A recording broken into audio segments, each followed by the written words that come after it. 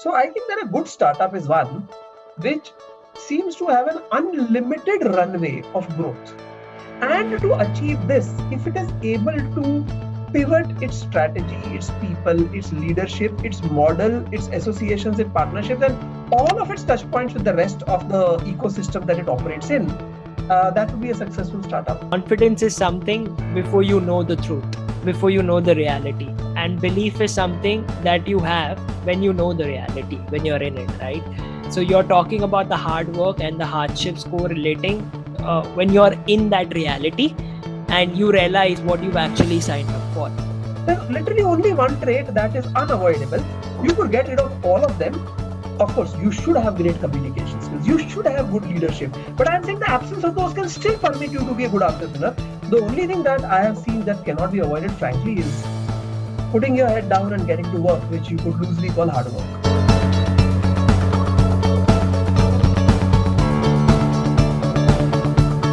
Hey guys, thanks for joining me, Ashish Anyani, as a bridge between you and sales authors and investors all over the world. It's a privilege to interview these experts, bring out valuable information to you. You get it for free, absolutely. And there can be nothing better than that. What you need to do is make sure that you utilize this information. Today's guest is a very, very famous, well-known personality in India when it comes to the investment industry. Mr. Ajit Khurana. I remember him from my cafe days in about 2014, 2015, where he actually came to my cafe and we had an investor chat. It was probably my first investor chat that I ever had. And things have, grown for him exponentially. He has a 37,000 followership just on LinkedIn. And if you speak about investments, you will see this name, Ajit Khurana, come in. And this guy is with us here today, giving his expertise about the Indian market, the investment market. If you're looking to invest in India, if you're a startup in India, this is so essential for you. Please help me welcome and make sure you take notes for an interview with Mr. Ajit Khurana. Hey, Mr. Ajit, how you doing? Thank you so much for joining us. It means a lot. And you and I go back about 5 years, 6 years when we first met at a very different phase in my life. And you were an investor and were doing a lot of things then, and you're doing a lot of things now. So, why don't we start with your journey first of how did you get into the field of startups? I don't want to just call you an investor. I think you are an important ingredient, important man in the field of startups and investors. So how did you get into this phase? What excited you to be a part of it? Very simple. So I am almost exactly 51 years of age. So that is a career spanning 28 years. Now, in these 28 years, I have been employed for about 4.5 years. So that's 23 and a half years of being unemployed. So that's like pretty lopsided, right? Most people would have it the other way around. Now, this has included two stints of entrepreneurship, both of them coincidentally lasting 6.5 years each. So that makes 13 years. 13 out of 23 and a half, that leaves 10 and a half. And in these 10 and a half years, I have done a lot of things. I have worked independently. I have been an investor in not just startups, but other asset classes. I have been mentor. I have been writer. I am an author of 8 books, by the way, all published by McGraw-Hill. Bunch of things. But the most remunerative as well as most engrossing one of them was related to working with startups.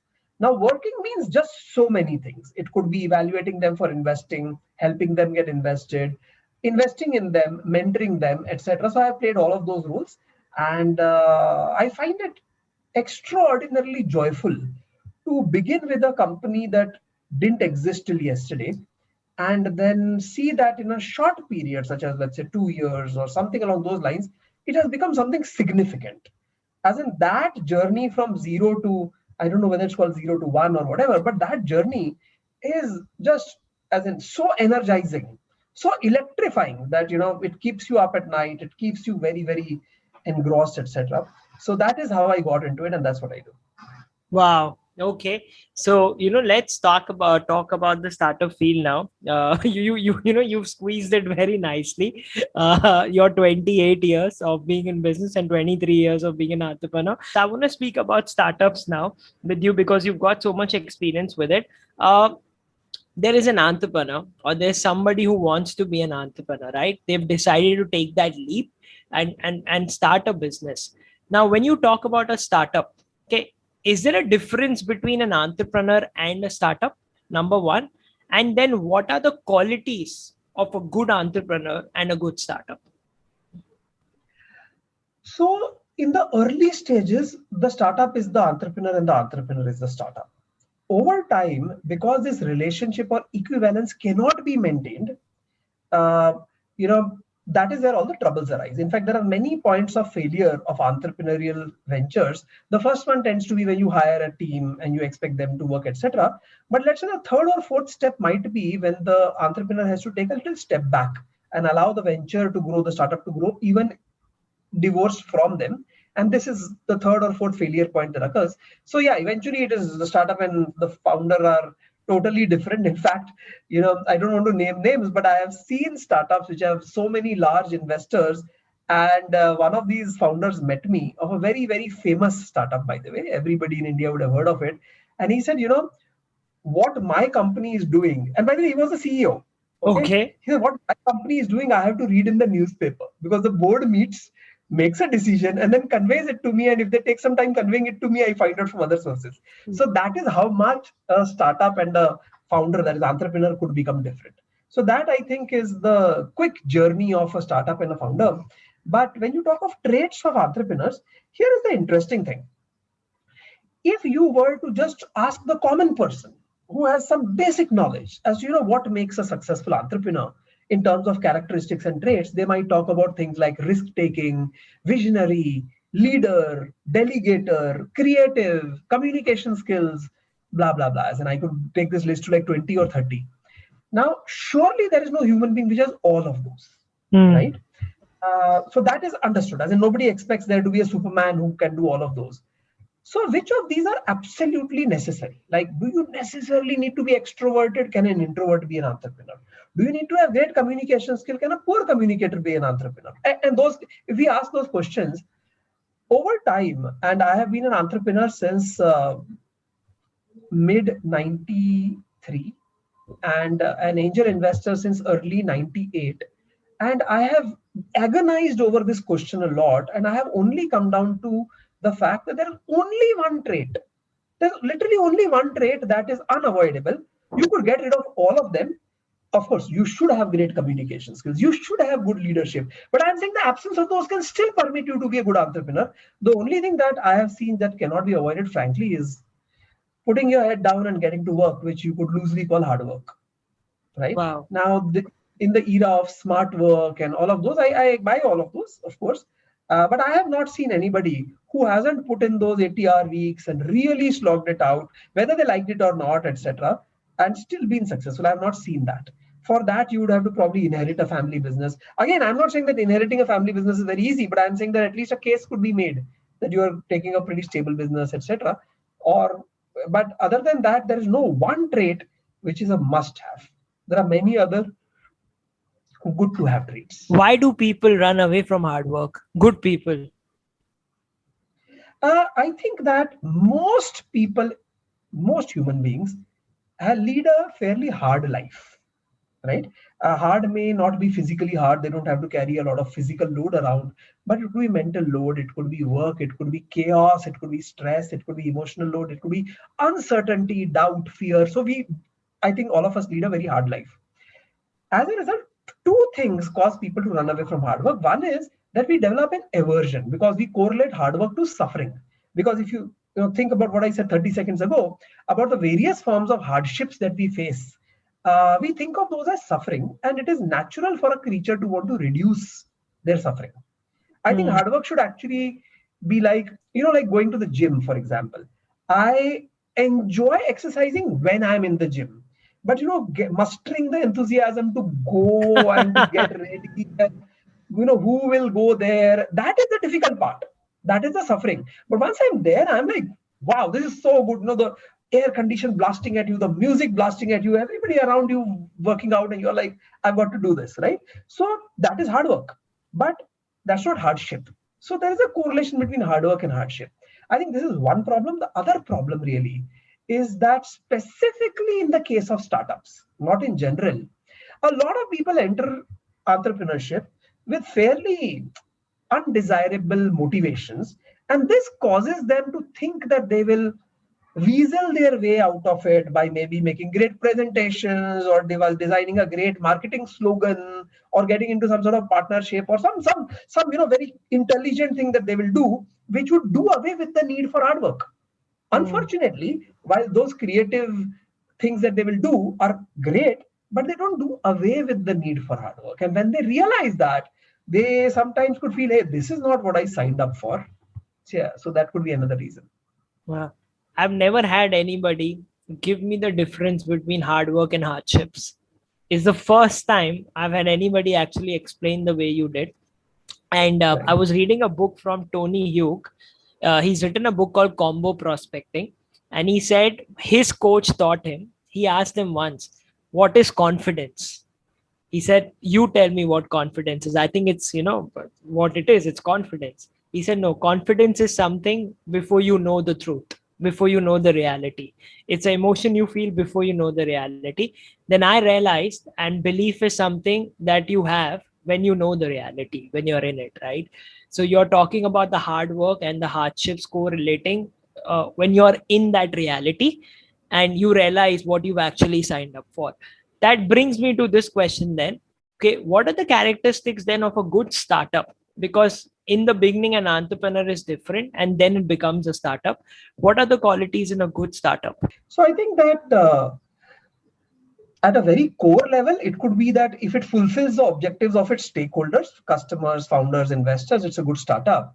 Where what I'm trying to indicate is that different people may have different motivations and expectations from a startup, right? However, what I'll do is, so that my response is a little more helpful than what I just said, I will make an assumption of what these expectations are.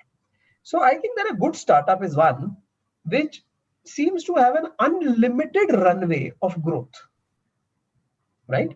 I don't like to get into the technicality of how to distinguish between a small business versus self-employment versus startup, though one could, get into the semantics of it. But still, coming to your exact question, I think that if the business is structured such that it can evolve to have a nearly endless runway for growth, and to achieve this, if it is able to pivot its strategy, its people, its leadership, its model, its associations, its partnerships, and all of its touch points with the rest of the ecosystem that it operates in, that would be a successful startup. It has to, of course, manage to do this while retaining let us say, a economic model that works. Okay. Now, when we have a startup, right? How do we decide as entrepreneurs that we need to raise fundings externally? How do we make that decision of not taking a loan, not going to family, for raising funds, but actually going and finding an angel investor or a VC fund to do that? Because it seems that today everybody's made a notion that, they want to raise funds because they hear it in the news that everybody is getting funded, which is not true, of course. So if you can throw some light on that also, of the percentage of companies that get funded and the amount that gets rejected. But how do we even decide that, funding is the right source for me? So what I'll do is I'll answer a very closely related question. So I will answer this from the investor's point of view, right? So if I find that a startup is raising money because that is the only thing they can think of, which means they started this journey with the intention that fundraising is an obvious milestone, I would not invest in them. Of course, if it was a kind of startup which, for example, is very capital intensive, right? I don't invest in capital intensive businesses, but I'm saying at least in that case, I could forgive them that, hey, you know what? You are setting up a manufacturing unit of something which requires capital. It cannot be done without capital, fine. But other than that, a lot of the new age digital, online, electronic startups, if the entrepreneur is so non-creative as to assume that it cannot be done without funding, then I think that that is not a business of interest to me. It should really be that there were choices and you chose to pursue the path of funding, right? Because otherwise, what happens is that the startup, let's say, does get funded. Let's say I'm also one of the investors, What happens next? Now you need more funding, because equity-based funding typically is a slippery slope. So what if I'm an early supporter and then the later guys are not willing to slip on the same slope? Then my money becomes zero, right? So that is, I think, the first thing. And this leads to the second part of what you commented on, that, everybody seems to be talking of funding, or some people believe that everybody is getting funding. Of course, a very small, probably a negligible proportion of entrepreneurs are getting funding. It is just that we only talk of them. Like they say that history is written by the victor. So we only talk of them. And as a result, if you are not deeply associated with the startup space, you would think that probably 50, 70, 90% of startups get funded, while the real number might be close to 1%. Right? Now, coming back to, actually, the number might be a little more than that. Frankly, it might be like 3-4%. But coming back to this thing, my biggest grouse with the space, forget any specific entrepreneur, is that entrepreneurship has got so closely correlated to funding. And as a consequence, all the other things such as valuation, etc.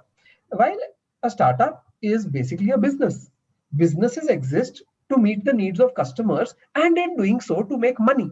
Note, I did not say profit or revenue, right? I'm just making it easier by saying to make money. If this common sense is not being met, I think that there is something wrong. I have no problem with any business, whether startup or a nearby grocer, setting up a business where for some time the business only spends money or actually loses money and those kind of things, because there could be a gestation period. I have no problem with that.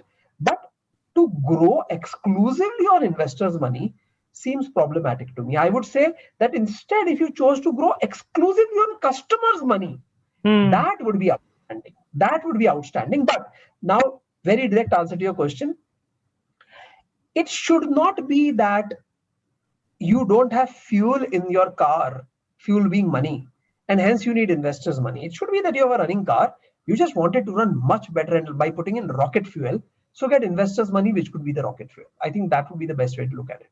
Wow, very good. I like that. That's a good explanation for us. Okay, I'm gonna ask you two more questions. Coming towards scale, you spoke about scale being important, and that's where your niche is. You love scaling businesses, being involved in that, and scalability is a very important part when we are speaking to investors also. So if you can give some examples of scalability, the importance of it, and then we can throw a small light on the other attributes that a startup should look at when they're looking for funding in terms of team, and maybe if you have an example over there. Ashish, are you married? Yes, now I am. Last 2 years, 2.5 years. Okay, so 2.5 years is long enough to know that married couples hate each other a lot. Yeah, I'm married to the girl that I dated for about 10 years. So I know that.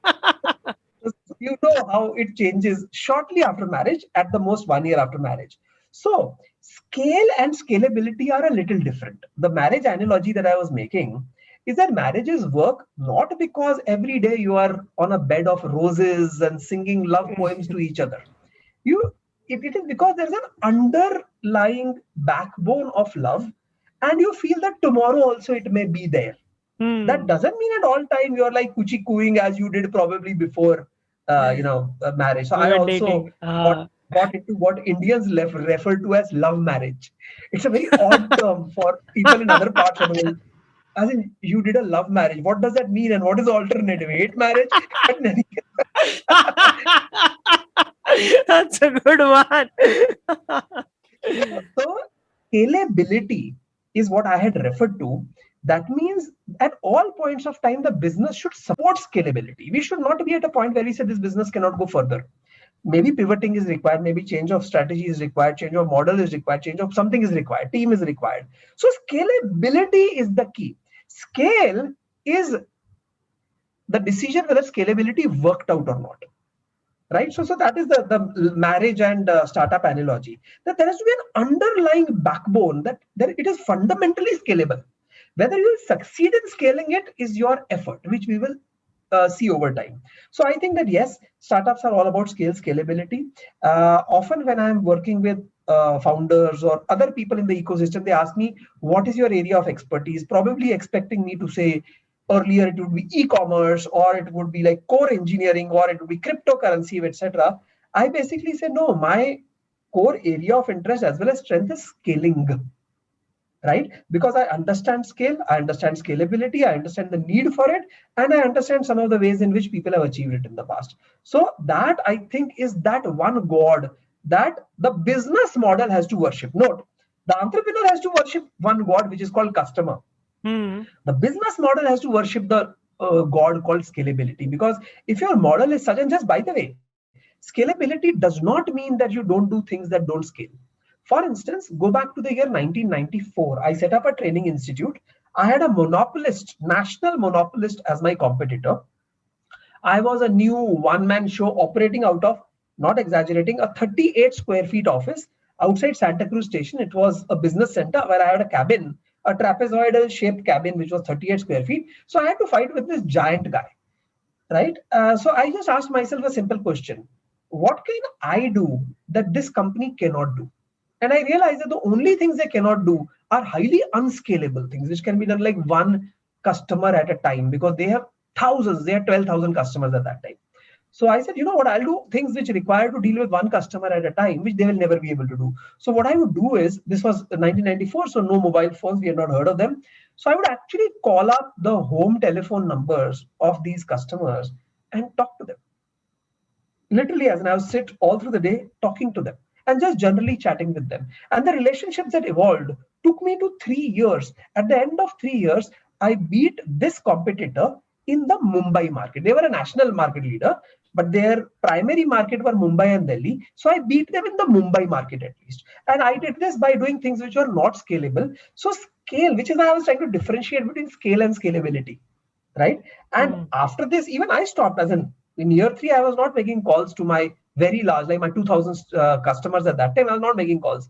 But understanding of scale and scalability and where one is on this journey can be very helpful. I regard myself as a growth or scale. Uh, I hate to use the word expert because nobody is, but let us say a disciple of scale and growth. Can you give an example that will help us, a bit more of your experience of one company which you have helped assisting in scale? Yes. Without taking names, of course. Yeah. So obviously many examples come to mind. Let us see. In fact, I would like to actually give you an example, which I will give you the name also. Okay. So there's a startup called Riculta. It is no longer called Riculta, but when I got in as an advisor, they were called Riculta. They were making a ERP kind of software for placement cells of colleges, because placements used to be haphazard and chaotic, and it would be most bothersome to the large and structured recruiters who would come to college, who would just not know where everything is and stuff. So they made a ERP software that did moderately well, actually quite well, but they wanted to scale it beyond, like substantially beyond that. So they pivoted. Today they are called Pick My Work. So Pick My Work is like works on the gig economy. And what it does is that variety of customers, I would not like to name their customers because I don't know what the confidentiality is on that front. But let us say there is a customer who sells something which needs them to reach out to every Kirana shop in India, right? Let us say. So what they would do is they would set up this task, this gig as they call it, and have college students and other such people who may want to get 50, 100, 200, 250 rupees per gig to sign up, onboard one of these people, get them to download the app and register, etc. Uh, I think that this version of business they have been doing only for close to less than 2 years today. But the way they have grown is that, so it's a two-sided marketplace, right? On the one hand, there are these large companies who want them to sign people up. On the other hand, there are these gig workers. You'll be amazed to know that they could literally take as many gig workers as come their way. So there are kids who are earning much more here, like earning 60,000, 80,000, 1 lakh per month, earning much more than they would in a job. And by the way, this is not a place where you need to be an MBA or any of that. You just need to get the damn work done. Wow. Right? And just imagine the companies who are hiring these gig workers. Those companies have managed to scale. Like, for example, tomorrow, suppose you have a business which requires you to have 1 lakh Kirana stores, right? And ordinarily, if you had your own sales force, the cost of acquisition of customer would be between 1,000 to 2,000 rupees. because you'd be paying your salespeople maybe 50,000 rupees a month, and then they would probably enroll about, let's say, 20 to 30 people a month, let's say one a day on an average. So that comes to about 2,000 rupees one enrollment. These people are doing it at like 250 rupees for the company or thereabouts. So they're giving a 8x leverage to the customer. They're giving money to the gig worker who otherwise had no genuine way to get it. In fact, the gig workers are always very worried that, will I really be paid? Is it possible that as a college student? But it's just that when the first time they get paid, or maybe their friend gets paid, they like love it. And then, of course, the outlets that they are enrolling. And by the Kirana was just one example. There could be many other examples. Those people are like, you know what, I'm getting a door service. As in, somebody is coming to my place, not saying, oh, follow this link, follow this website, download this app, doing it all for me, right? So this is an example of a model which is scalable. Somebody who has managed to scale it, and now the numbers they are talking about, which are not handy with me, but we are talking about like tens of thousands of gig workers and many crores of rupees of money changing hands and stuff like that. So very simple model. I explained it. Every one of the viewers understands what we are talking about. Anybody could potentially do it. But this is where the second aspect of scalability comes in. The ability to execute a scalable plan. Got it. Fair enough. Got it. Okay. All right. So can you quickly lay out the other attributes that a startup should take care of when they're going for funding? And then we can come towards the end of the interview of what you've been up to and what are you up to in the coming years? What do you see the future of India in startups? So very simply, I think that I want to see a very robust business model, because sometimes I may invest in a startup when they're just a plan. So I cannot blame them for not having revenues. They're probably not incorporated a company. It's that early. Some other cases, it might be much, much, much later when their valuation is over 100 million. In fact, 105 is my record of, initiating a investor relation with a company at the valuation of 105 million. But in all of this, what I really need to see is the model, right? Second thing is that whatever it is that they have done so far, how have they executed it? Right? Because frankly, not everybody has the heart and the soul and the mental makeup of being an executor. A lot of them are creative, artistic kind of people, which is great, but they will lose all my money unless there's somebody who is going to execute. Then, of course, I need to know that tomorrow when the entrepreneur is fully busy and they still need to grow, do they have the ability to work with people? In fact, according to me, this is the first failure point when an entrepreneur goes and hires people outside of their immediate comfort zone. Do they manage to get work done and still manage to retain certain semblance of order? Certain semblance. Okay, startups are chaotic, but I think just is work getting done? I think that would be one of the things I'd be interested in seeing. And if they have not reached that point, I would participate in helping them for that. Their understanding of how money works. Right, which you'll be surprised, a lot of them just don't understand. They go with the fact that 5 is greater than 4, and it's a very rudimentary understanding. Actually, money is far more complex than that. And then, of course, my chemistry and my chemistry with the founder, as well as whether I feel I can trust them. As in, it is at the heart of every human interaction. So these would be some of the things. I know I have not given you some of the usual, more exciting sounding, more MBA-like sounding answer to this, but the fact is that this is what motivates me. What do you look at? No, that's pretty genuine. I think there's value in that. Yeah, there is a lot of value in that. And if you've spoken to investors, guys, if you're watching this, you know what he's saying is important. You need that trusted advisor as an investor. So tell me about, to finalize, to summarize all this, how do you see the future of India? Startups, entrepreneurs, what do you see happening in India? Are we creating a bubble? Are we creating great businesses? What's going to happen with India according to you in the coming years? So I think that compared to 5 years ago or 10 years ago, we have become far more real and realistic. Maybe in the year 2010-11, we would assume that everything that happens in Silicon Valley is true in India also. Unfortunately, when I say far more realistic, it's compared to a really bad situation we were in. Even today, we are not in a very good position. For example, I meet a lot of people in the fintech space trying to solve payment problems.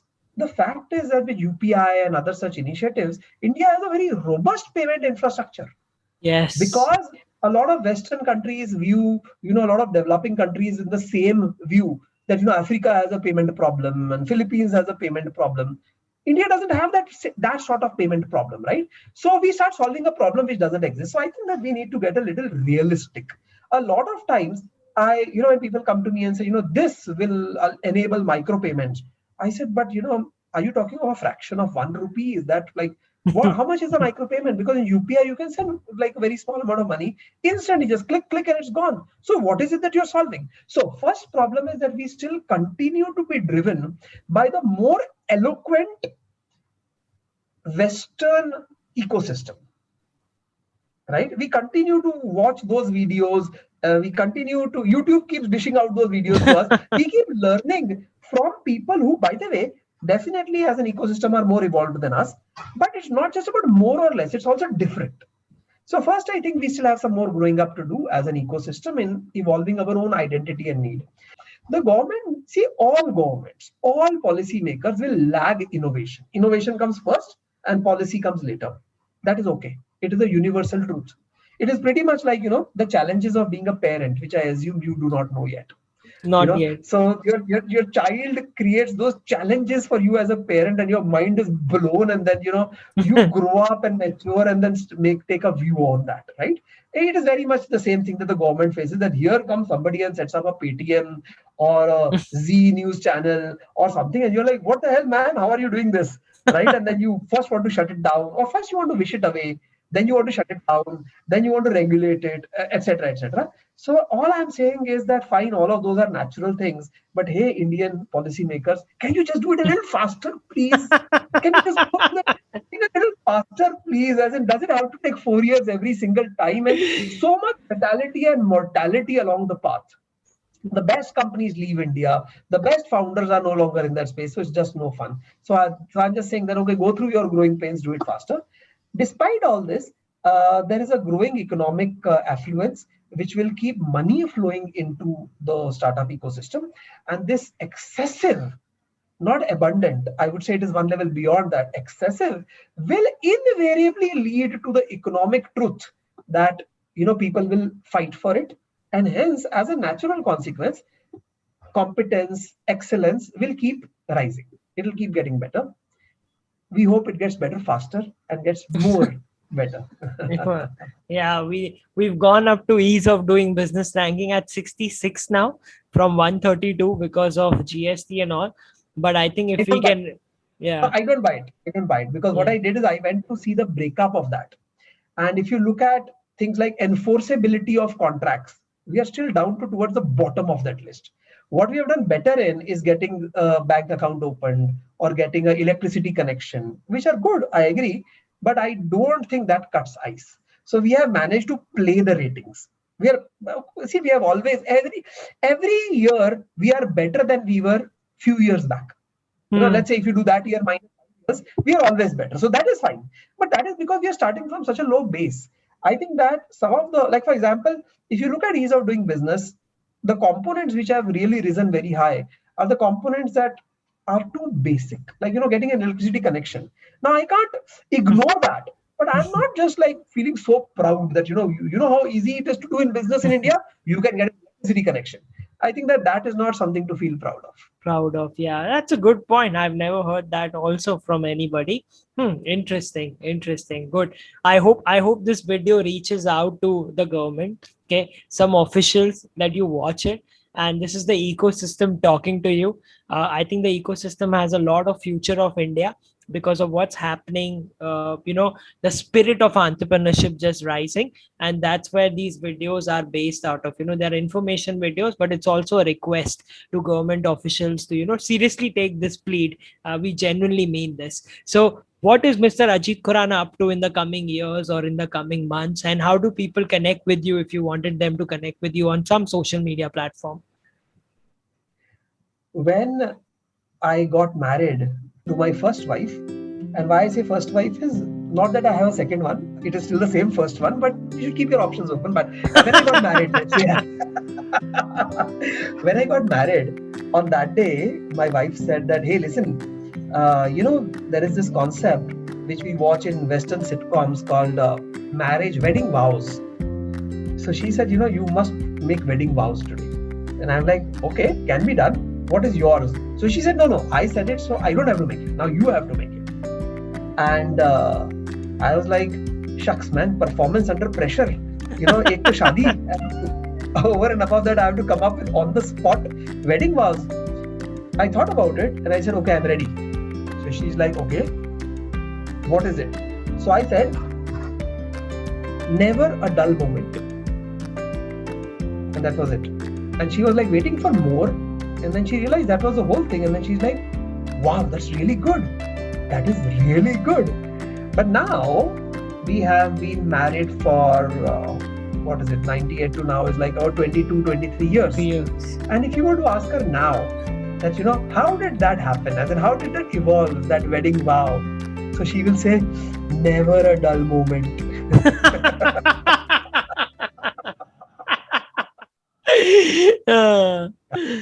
So this is a response to your question as to what is Ajit up to, because frankly, I have led a life where my average duration in a career, not necessarily with an organization, has been a few years. So always, never a dull moment, something new always. One common thread in all of this is some innovation, definitely scale and growth. Currently, my interests are in cryptocurrency. I continue to always be interested in entrepreneurship and startup. That has been the underlying thread in my whole career and my whole life, actually. So something in that, I don't know. There are just so many possibilities. Wow. And where do people find you? So my social media of choice is Twitter, where my Twitter handle is AJEETK, which stands for Ajit Khurana, AJEETK. I'm okay on LinkedIn also. I do almost no Instagram and almost no Facebook, though I have accounts there. But that would not be the best way. Yeah. So maybe Twitter. And then if you can tell me what it is that we want to talk about, then maybe we can get on WhatsApp or other such, more personal ways of communication. But probably the starting point could be Twitter or LinkedIn. The only thing is in LinkedIn, if I refuse your connection for whatever reason, then, the relationship just stops. Right? Hence Twitter is a little better. Wow. Well, thank you so much. I've enjoyed this. You are so exciting, exuberant, joyful, and there wasn't a dull moment in this chat. You've actually lived up to it, to that wow. I think you made that vow to yourself, and your wife was a part of it, but it's been amazing.